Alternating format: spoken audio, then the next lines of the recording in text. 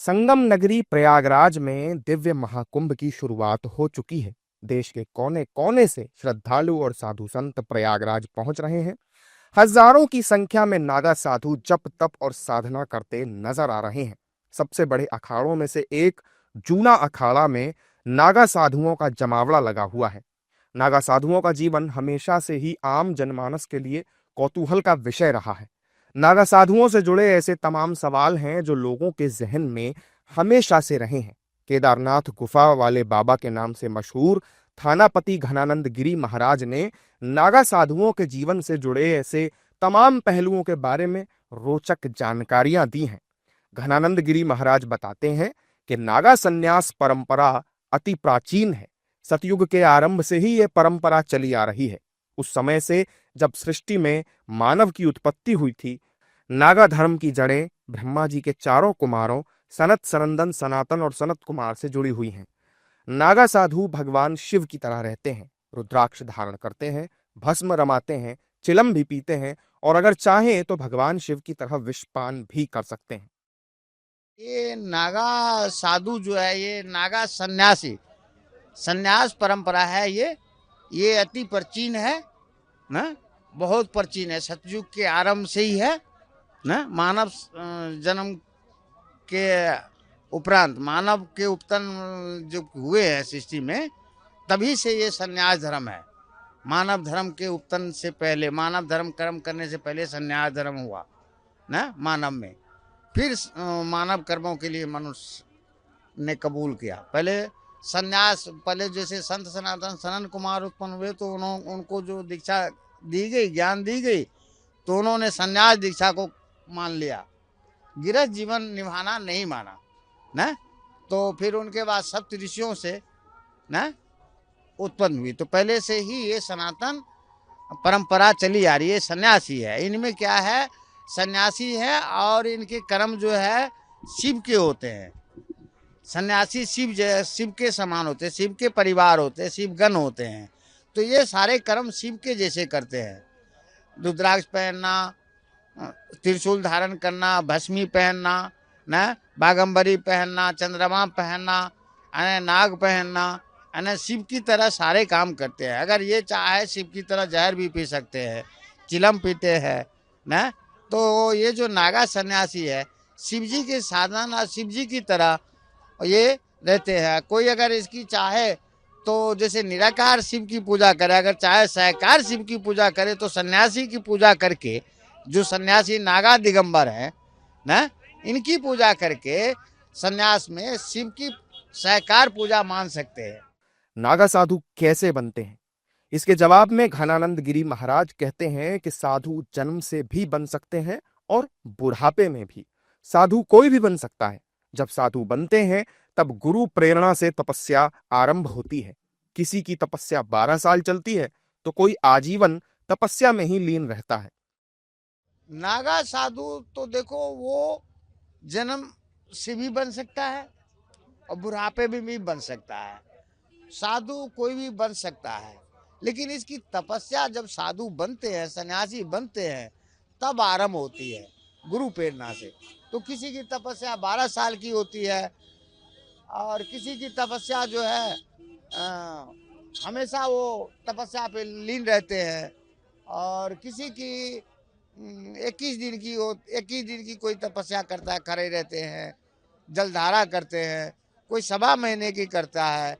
लेकिन विशेष तपस्या तो जो या तो 12 साल की हो ना, या वो फिर आजीवन करते रहे, ये तपस्या होती है। तपस्या में कई प्रकार का, जप करना वो भी तपस्या है, तप जप है, वो जप करना जप है। तप करना जैसे कोई हाथ खड़ा कर लिया, कोई दिन भर खड़े रहते हैं, या कोई धुनी तपस्या करते हैं, कोई अग्नि तपस्या करता है, कोई जल धारा करता है, ये सब एक तपस्या हो गया ना। और ध्यान, ध्यान एक अलग चीज होगी ना। ध्यान में ये हमें थोड़ी योग करना होता है, आसन सिद्धि करनी होती है, और उसमें परमात्मा का चिंतन करना होता है। चिंता नहीं, परमात्मा के चिंतन करना होता है। उनके चिंतन में हमें बैठने होते हैं उसको हम ध्यान कहते हैं। और उनसे भी ध्यान जप तप ध्यान से परमात्मा, प्रकृति की शक्ति और प्रकृति जो जिस रूप में है वो हमें प्राप्ति होता है, मिलते हैं ना, दर्शन देते हैं, उनकी शक्ति हमें मिलती है। नागा साधु अक्सर आम लोगों से दूर रहना पसंद करते हैं, दिन भर भक्ति और तप में लगे रहते हैं।